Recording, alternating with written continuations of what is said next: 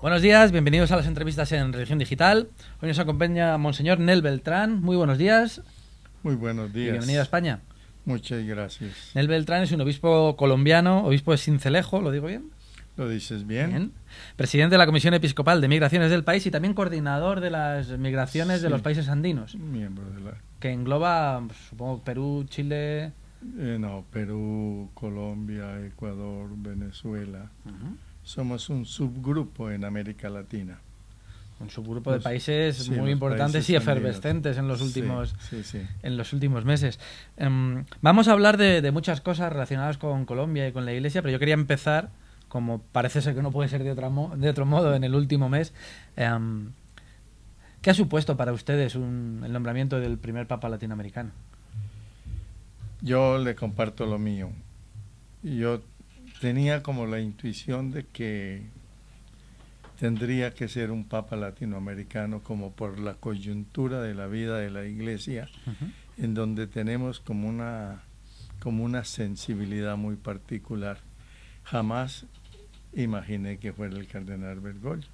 Yo creí que sería el brasileño, sí, pero no que fuera el cardenal Bergoglio. Y luego, pues sorprendido del regalo del Espíritu Santo y de la capacidad que tiene de llegar a la gente. Es una sensación de, tanto este Papa como la Iglesia en sí, es una institución que tiene una capacidad de sorprendernos. Sí, así es, así es. Lo que nos mata es la rutina y como un poco la incapacidad de detenernos a ratos para reflexionar qué es lo que Dios está diciendo en el mundo para girar el timón, porque buena voluntad y fe es lo que tenemos. Dicen de usted que es un obispo de estos que huele a oveja, como dice Bergoglio y como dice Francisco, ha dicho en la misa crismal, que es una de las misas más importantes para los sacerdotes. ¿Cómo puede hacer uno para no dejar de oler a oveja? A ver, primero, yo digo, mi experiencia es que debo oler a oveja. Yo fui un hombre hijo de la violencia, de una violencia terrible, y no una vez, ni dos, sino tres, en la cual uno aprende a saber lo que es perder todo lo que tiene, aguantar hambre cuando es niño, recordar el almuerzo o la comida que llaman ustedes el día que se podía tener, y crecer con el alma sana. No vuelvo a víctima. Jamás, jamás he tenido como esa conciencia de ser víctima. Solo he entendido que hubo una encrucijada muy dura en la infancia en la que no pudimos hacer nada, pero aprendí que a partir de la adolescencia sí podíamos hacer, y nosotros somos 4 hermanos, todos profesionales, levantados de la pérdida de todo lo que teníamos, inmigrantes a tierras desconocidas. Entonces, eso por fuerza lo hace a uno un hombre como de la historia. Y abierto a las sorpresas que te pueda deparar el día a día. ¿Cómo no? ¿Cómo no? Usted lleva la Comisión Episcopal de Migraciones, su propia experiencia le ha hecho saber o comprobar qué significa ser inmigrante. Hablamos mucho de la migración desde Europa, hablando de los ciudadanos latinoamericanos que viven a España, pero ¿cómo se vive desde allá? A ver, allá hay la más fuerte migración que vivimos en Colombia, es la migración interna. No se le parece a nada. En Bogotá acabamos de superar los 7 millones de habitantes, y no propiamente nacidos en Bogotá, sino son los migrantes de todo el país durante los años, buscando ciudades con mayores posibilidades. Esa es una migración interna que llega a ciudades muy importantes, de la cual ojalá tuviéramos mayor conciencia y pudiéramos servir mejor. Seguimos viviendo una Colombia que se parece a la de los 100 años de soledad, al Macondo que escribía García Márquez, ¿o no? ¿O están cambiando las cosas? No, está cambiando mucho, mucho. Un datico muy sencillo, por más de que no sea absolutamente exacto. es del 2010 al 2012, un poquito más que duplicamos la clase media que había en el 2010. Esa no es la misma clase media de ustedes. Que está desapareciendo, por otro lado, en nuestro país, pero bien. Y no tiene ese nivel, pero tiene el nivel de lo que para nosotros es clase media. Ese es un dato significativo. Estamos en un mal momento, porque queramos lo que no. Los TLC son muy discutibles porque es una pelea de Goliat y David. Usted ha vivido también muy de cerca los conflictos armados que lamentablemente se han dado durante muchos años en Colombia y que todavía hoy se están produciendo. Estamos asistiendo ahora al momento en el que no sabemos si no se rompe el diálogo de paz con las FARC. ¿Qué oportunidad, si esta es de verdad una oportunidad histórica para terminar con esto? En el fondo casi una guerra civil. Quería saber cuál es su opinión sobre la situación actual y también cuál es el papel que está teniendo o que debería tener la Iglesia. Yo sí creo y sobre todo espero que esto termine bien, porque todo es absolutamente ilógico, tanto por parte del Estado como por parte de la guerrilla. Es una guerra que, si la quieres mirar desde un lado, todo lo que produce es estimular el narcotráfico para poder alimentar la guerrilla, y digamos que la guerrilla tiene sueños de un país distinto y tiene medios malos para conseguir ese fin, pero es fatal. El fin no justifica los medios. No. Y por otra parte, no solo la inversión, sino la guerra misma que lleva el Estado. De esa no sabemos los colombianos, sino cuando muere algún directivo de las guerrillas en cualquier estado. No sabemos cuánto cuesta.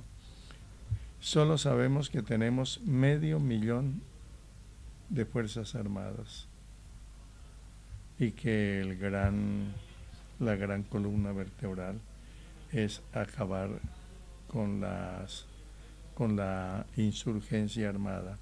¿Pero ahora es posible? A ver, yo creo que cuando subió el presidente Uribe nos dijo: en 6 meses acabamos la guerrilla. A los 6 meses nos dijo: durante 2 años, dentro de 2 años. Pasaron los 2 años y no volvió a hablar de cuándo. Nos entregó el país en guerra todavía. Pero nosotros somos un país que hace 12 años, 14, el presidente Pastrana intentó la paz por la vía del diálogo, lo del Caguán, y al mismo tiempo por la vía de la guerra. Sí. No lo logramos, 4 años. Entró Uribe y dijo: solo por la guerra. Estuvo 8 años y no lo logramos. Llevamos 12 años. Y llevamos los 3 de este gobierno, como en Pastrana, por la vía del diálogo y por la vía de las armas. Quizá la guerra más fuerte incluso que en el periodo de Uribe. ¿Y qué pasos se van a dar? Porque en enero, en principio, se acabó el plazo dado y... No, el plazo que puso el presidente fue este año. Plazos que... Pero las FARC sí que hablan del 20 de enero de cortar. Pero son periodos para los distintos temas. Pero en esto hay que tener unos plazos amplios, pero no hay que ser fijos, porque esto tiene muchos matices. Pero ¿cuáles son las soluciones que se podrían aplicar? A ver, de verdad, si entendemos la cosa, se trataría de abrirle el espacio a las FARC para que se reincorpore a la vida ciudadana, social y políticamente, y termine la guerra con ellos, que no es la única guerra. Estaría con ellos y después estaríamos hablando de la guerra al narcotráfico. Estamos con las otras guerras. ¿Qué son? Que son, por ejemplo, el narcotráfico, que son, por ejemplo, la BACRIM, que son, por ejemplo, el Ejército de Liberación Nacional, que son las violencias que antes llamábamos la violencia común, que es un feo nombre porque no debiera ser común la violencia. Entonces hay muchas violencias y las violencias estructurales. Colombia tiene graves problemas. Uno, por ejemplo, es la corrupción. La corrupción es una violencia terrible en el país. Tiene unos niveles de indigencia supremamente altos que se suplen con ayudas estatales, que está bien, como hacemos nosotros cuando ayudamos a la gente, pero el Estado lo que tiene es que remediar estructuralmente las cosas para encontrar los caminos. Que eso quede, lo de la caridad y esto, en nuestras manos es muy bonito, pero eso es lo de nosotros que no somos el Estado. Entonces tiene muchas guerras. Cuando la gente dice que cuando terminemos los diálogos con las FARC llegamos a la paz, no es verdad. Llegamos a un pedazo a la ausencia paz. De violencia armada. Sí, de esa violencia armada. Y cuando firmemos los acuerdos de paz, comenzamos la construcción de la paz. Que lo sabio es, como lo estamos haciendo, creando e implementando un poco lo que tiene que ser el futuro en el posdiálogo para que nos encuentren avanzados, y en eso sí estamos trabajando para que la paz no se frustre. Por otra parte, no hay que esperar que todos los guerrilleros se desarmen y se reintegren. No, claro. Nunca ha sido así. Ni con las muchas guerrillas que han hecho las conversaciones y la paz con el gobierno. Y luego está el tema de la justicia y del perdón, de cómo combinar ambos conceptos. ¿Cómo no? Y luego viene todo ese problema. Y todo el problema de la sociedad, que si no acepta una justicia transicional, la derecha se pone hirsuta a pedirnos que a cada tipo que ellos llaman criminal hay que condenarlo, pues no vale la pena desarmarse para ir a la cárcel. No es el modelo. Es una cosa supremamente compleja. Y por otra parte, las guerrillas pueden y de hecho piden más de lo que es capaz de producirse en una negociación, porque una negociación no es una Asamblea Nacional Constituyente que pueda reformar el país y que reformar el país entre 5 guerrilleros en la mesa de negociación y cinco representantes del gobierno, de los cuales 3 son parte del Ministerio de Defensa. No es eleccionario para reformar el país. Estaríamos robando la soberanía del pueblo, ¿sí? ¿Cómo no? Allí se trata de abrirle el camino a la reinserción de las guerrillas en el mundo civil y político. Hace poco estuve haciendo una entrevista a un mediador de conflictos en África, y sí que me decía que en África en el resto del mundo están sorprendidos de cómo en la mayoría de los países africanos la capacidad de perdón y de reconciliación que había. Que probablemente no ocurra lo mismo en otras civilizaciones, en otras partes del mundo. Aquí en Europa, en España incluso lo podemos haber vivido de una manera, en Alemania, en los Balcanes ha sido una reconciliación, si se le puede llamar así, de otra manera distinta. Y supongo que en los países iberoamericanos también.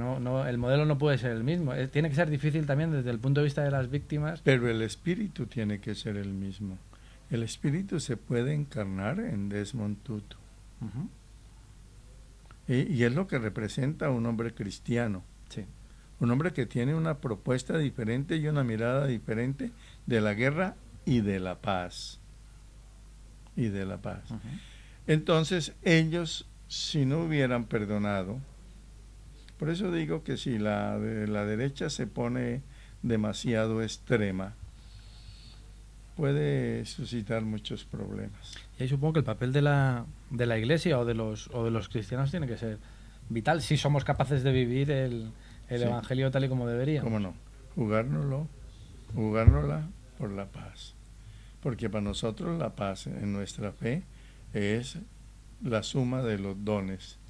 Es como el punto de llegada, es como el sueño nunca alcanzado que nos mueve y nos da espíritu para caminar hacia adelante, que podamos ser humanos que convivimos en fraternidad.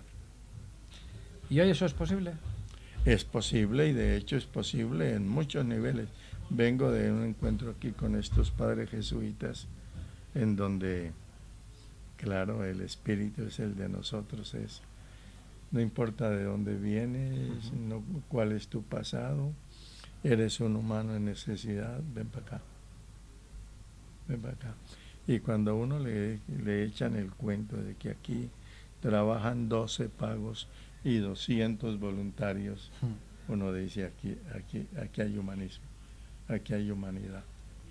Usted también se ocupa de los colombianos por el mundo, creo que le gusta llamarlo así. ¿De cuántas personas estamos hablando? En estados, claro, podemos hablar de unos 3,5 millones, un poco más de colombianos en el mundo. En España hay bastantes. Un poco más de 1 millón en Venezuela, Ajá.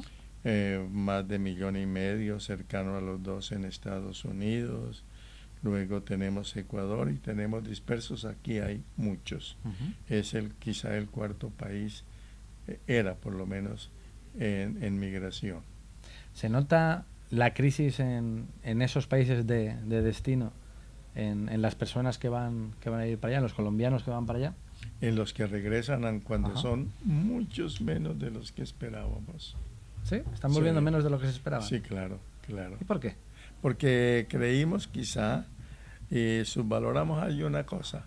Yo les digo a los amigos míos con los que estaban reunidos, es que ustedes cuando bajan de un ingreso de $5,000, 5,000 euros mensuales a 3,000 euros, por decir algo, pierden muchísimo. Pero no quedan en la condición de nosotros. Es por el estatus, por el nivel. Sí. Y entonces aquí tener empleo, tener $1,000 significa bastante. Y poder enviar bastante plata. Y luego esa solidaridad, las remesas a la familia de allí. Y si allí van, ¿a qué se juntan? Claro. ¿Veremos al Papa ir a Colombia? Se estaba hablando de que podría aprovechar el viaje a la JMJ de Brasil o en diciembre cuando vaya a Argentina y darse un paseo por Colombia, porque él está muy interesado en el día que lo saludó el presidente de la conferencia episcopal, en el primer saludo, esa fue una cosa que le dijo. De paso para Brasil, que supongo que va. Sí, va, ya confirmado. Le dijo el presidente, pase por Colombia. Es una cosa viable. Yo no sé si sea lo más aconsejable para el Papa en el inicio del pontificado, donde tiene tantas cosas por asumir.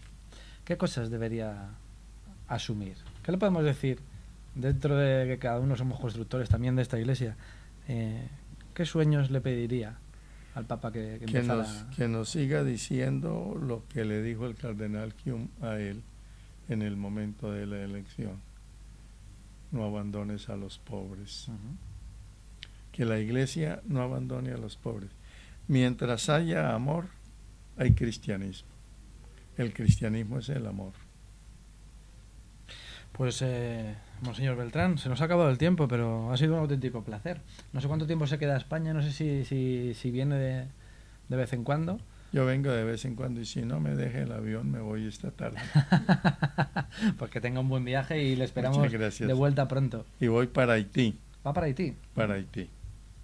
Todavía un país que no ha conseguido reconstruirse y bueno, tiene detrás una historia tremenda y en cierto modo lamentable de la que muchos somos responsables aquí en Occidente. Sí. Y en Estados Unidos. Sí. Y también ellos son muy lentos para reaccionar. Sí, cierto es. Venimos ahora justo esta mañana de una entrevista sobre un libro que se ha hecho en República Dominicana, que es un país que yo sí he podido visitar hace poco y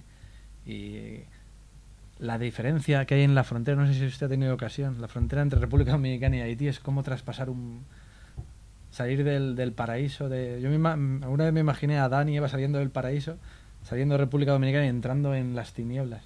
físicamente incluso es brutal la diferencia. Eso es una realidad. Pero bueno, habrá que luchar por seguir cambiándola. Vale. Muchísimas gracias, Monseñor Noel Beltrán, obispo de Sincelejo, presidente de la Comisión Episcopal de Migraciones. Esta es su casa y entre todos intentaremos seguir construyendo. Muchísimas gracias y un saludo y un abrazo a todos los migrantes. Un beso en el corazón a todos los colombianos que viven aquí. Y a todos los miembros de la familia humana. Pues muy buenos días a ustedes también. Les esperamos en nuevas ediciones de las entrevistas en Religión Digital.